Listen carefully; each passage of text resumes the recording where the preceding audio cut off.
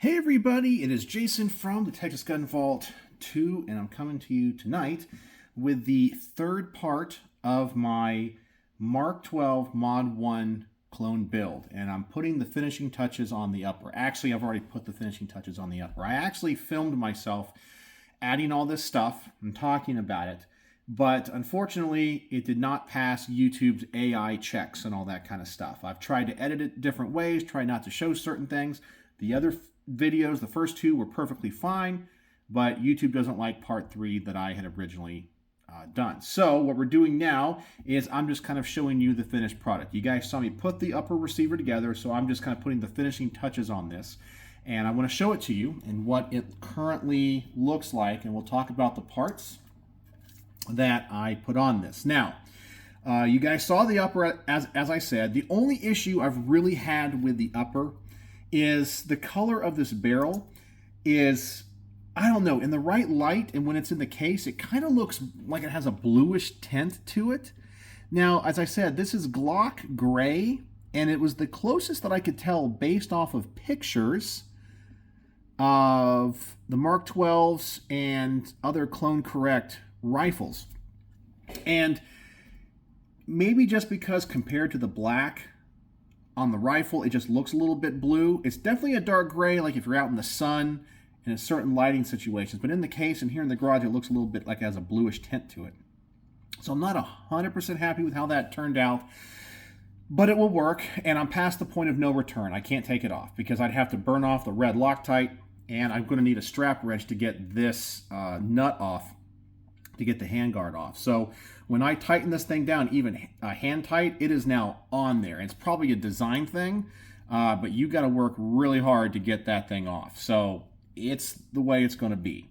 When it comes to the scope, I moved the scope over from my other Mark 12 build, my Mod 0, and I decided, because I found another scope for that rifle that's clone correct, but it's in flat dark earth, which would match the color of that rifle. So I moved this one here, which of course is black. This is a Leupold illuminated reticle. I can get you the exact model. I'll probably put that in the description. So I moved that over.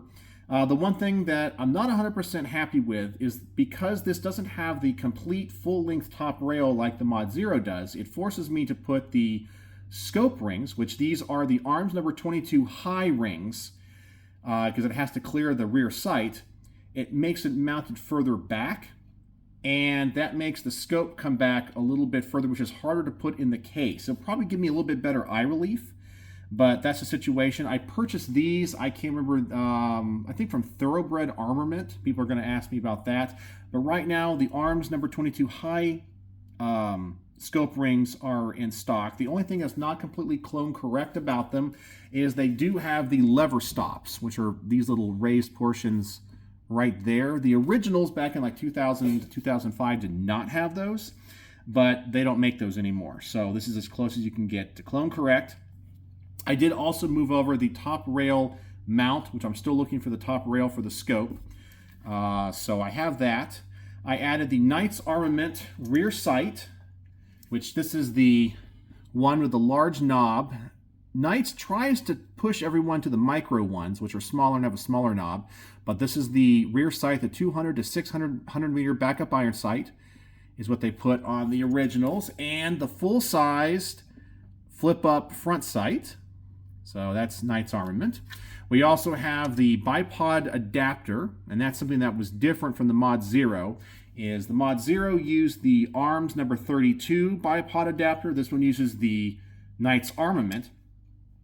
And so I added that, got that. These are only made in small batches, and right now there's a few out there. So if you're in the market for one of these, you can find one. I sure wish they would do that with the sling swivel. But let's talk about the sling swivel. And I found the right Uncle Mike's military sling swivel. However, the mount itself is not right. Now, Knights made the original. It's a discontinued product. Nobody seems to have them, and I don't think they sold very well. So there's not many out there. This one really does look the part. This is made by Midwest Industries. It's about the same size, has the stud, It attaches the same way on the rail. It's just not a Knight's Armament. And the Knight's Armament was a little bit different shaped, but essentially it kind of looks the part, and it would swivel a little bit. So like right now, I can only have this sling swivel kind of front and back, where the Knight's Armament one, you'd be able to turn it in all 360 degrees. So that's the only difference, but this thing looks the part, but it's not clone correct. And trying to think of what else I put on this. Oh yeah, I have the PRI gas buster charging handle. So we have the gas buster charging handle with a military big latch and a Colt M16 bolt carrier group. So it is C marked. So it's an authentic Colt. And I believe when it comes to the accessories, that's what I got. So the only thing I'm not 100% happy with is the color of the barrel. But I can lie to myself and tell myself, you know, that little bit of a blue hue to the color maybe is paying homage to the Navy. That was the main designers of the Mark 12. But it does look gray in the right light. It's just, I'm 95% happy with it. But I just have to live with it. So anyway, so there's that color difference. I don't know if it really comes across on the camera. You can kind of see it there. It's Glock Gray is the official color from Cerakote. Maybe I should have gone with Sniper Gray, but Sniper Gray looked a little bit too light compared to the pictures I saw. But many times when these things were in the field, the end users would just rattle can them and just paint them various colors and put on camouflage. So I guess that really doesn't matter, but I'm not going to do that to this rifle. People are like, if you don't do that, it's not right. I'm sorry. When you spend this type of money on a gun, yeah, I'm not going to rattle can it. Sorry, that's just me personally. And of course, I already talked about the A.R.M.S number 22, the high mounts, and I think this thing actually is complete. So there it is, the Mark 12 Mod 1 upper receiver. So I'll be doing hopefully the lower receiver next when I'm able to pick that up for my FFL. I'm going to put an A2 stock on it and put the Geisley Super Semi-Automatic Enhanced in it. And we'll talk about those and so forth when it is time. But the only other issue, I guess, is because now this scope is mounted a little bit further back. It's right on the edge of the foam in the case. So it kind of fits in there a little bit awkward. But that's just where it's going to have to be because of where you have to mount these rings, because you don't have the full-length top rail. And with this ring cap here, as you can see how close it is to the turret, I can't move it forward because it will interfere with the I guess the expansion of the tube or the flare of the tube, and if I go any further back, it hits the turret. So I'm kind of stuck on that one being right there, and I put it as far forward on the upper as I can. I guess technically I could put it up here, but then that would move the scope really far forward, and I know the eye relief would be terrible. So that's just the best that I can do. So anyway, that is the complete Mod 1 upper. What do you guys think? Sorry I couldn't put everything on camera, but I did my very best, and just the YouTube AI just doesn't like it. So we're going this way for this video. So if you have any questions, let me know. A quick rundown of where I got the parts. People ask me. Knight's Armament. I bought the Knight's Armament sights directly from them. I think I bought the scope rings from Thoroughbred Armament.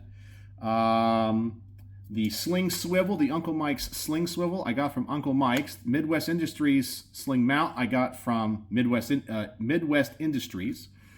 I think the bipod mount I got from somebody on eBay or something like that, because I said there's a few like stores that sell like Knight's accessory stuff like that, the mounts and so forth. That's where I got that. And the PRI gas buster charging handle and the Colt bolt carrier I got from Midway USA. So that's what I got. So people always ask, where did I get the parts? Where do I find them? That's where I got them from. So there you go. I think this upper looks really, really good. So let me know what you think in the comment section below. I hope you guys are enjoying this. And I should hopefully have a video on the lower sometime soon when I can pick it up. So anyway, as always, thanks for watching.